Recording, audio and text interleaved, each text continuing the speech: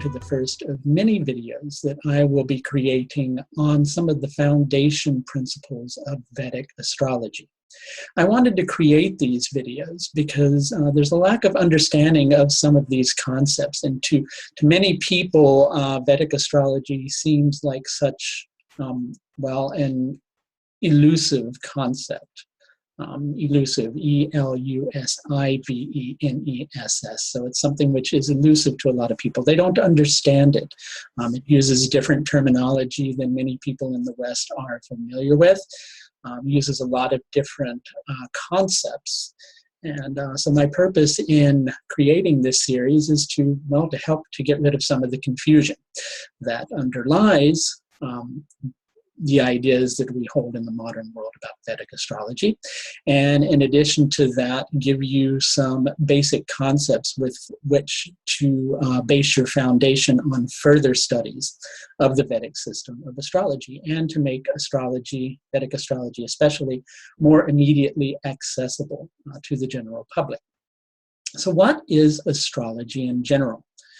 Well, we could say with pretty decent accuracy that astrology is the study of the relationship between the planets and human consciousness on one level.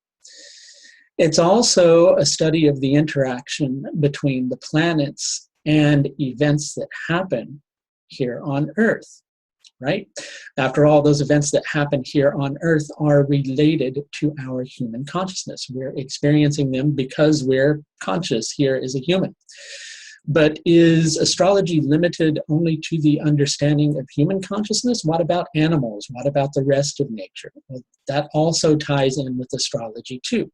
So astrology is also a study of the interaction between the planets and indeed the Earth on one level. But astrology also can go to a much deeper level than that, as we're going to discuss.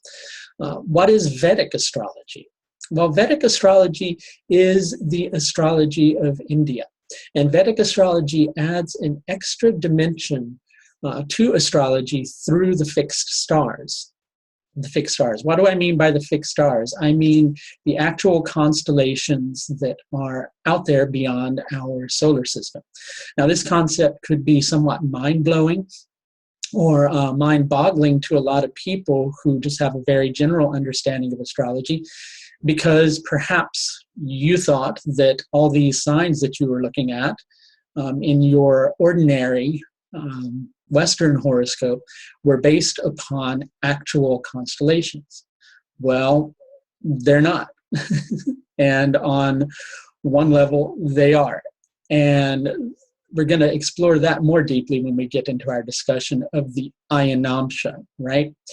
So basically, a long time ago, somewhere along the line, the names of the constellations Aries, Taurus, Gemini, etc. were developed. But there were names of particular constellations which predated that in the Vedic system of astrology. And those particular constellations are the nakshatras, or lunar mansions of Vedic astrology. Those are the actual constellations themselves.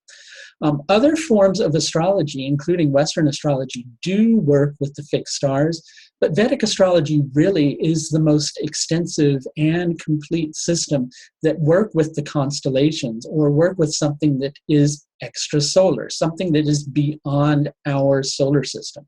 So if we're looking beyond our solar system, we're looking at something that's actually more universal, aren't we? And if we're looking at something that's more universal, well, on one level, we're looking at something that's beyond our immediate understanding of our experience of consciousness.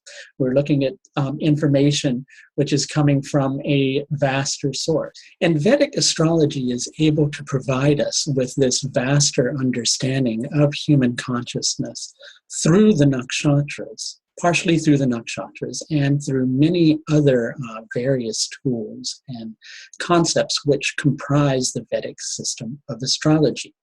As nakshatras go, we're not going to go in depth with the nakshatras in this particular video series. I am doing a video course with fellow astrologer Ryan Korzak, which should be released soon if it's not already out there, and that will provide an extensive understanding of the nakshatras. What we're looking to do with this particular free course that I'm offering is to get to some of the basic concepts, understand how certain things work, understand some of the ideas that are at the foundation of our understanding of Vedic astrology. And one of the things that is at the foundation of that, and which there is currently a difference in opinion over, is something called the Ayanamsha, or which particular zodiac to use. Both of these are concepts, the Ayanamsha and which zodiac to use. And I recognize many of you out there may not have known that there actually were two different concepts of the zodiac. Well, there's a tropical zodiac and also a sidereal zodiac. And in one of our future classes, we're going to go more into depth in the understanding of the difference between the tropical zodiac and the sidereal zodiac. But the difference between the tropical zodiac and the sidereal zodiac is something that's called the Ayanamsha. The Ayanamsha is also used, obviously, for calculating the position of the nakshatras. So it's a very important part in terms of understanding the Vedic system of astrology. So some of the further things that we're going to discuss in this free video course, as I mentioned, we're going to discuss the Ayanamsha. We're going to discuss the two different zodiacs, which are prominently used. And are prominently used in both Western and Vedic astrology, and also prominently used within both the Vedic system, within just the Vedic system of astrology, I should say. There are people who practice Vedic astrology who use the tropical system, and there are people who practice Vedic astrology who use the sidereal system. And we're going to go into a discussion in one of our early videos on that particular concept. In addition to the zodiac, we're going to talk about the grahas, or the planets, and how to understand the planets through the Vedic concept of astrology. Obviously, we'll take a look at the rashis, which are the signs, and how to understand the rashis through the Vedic system of astrology. We'll touch briefly on what the nakshatras actually are. We won't go into depth on those because there's 27 of those. And those are going to be covered, as I mentioned, in a future course, which should be out soon. In addition to that, we're going to discuss aspects, and we're also going to discuss the various dasha periods, in addition to discussing the concept of yogas.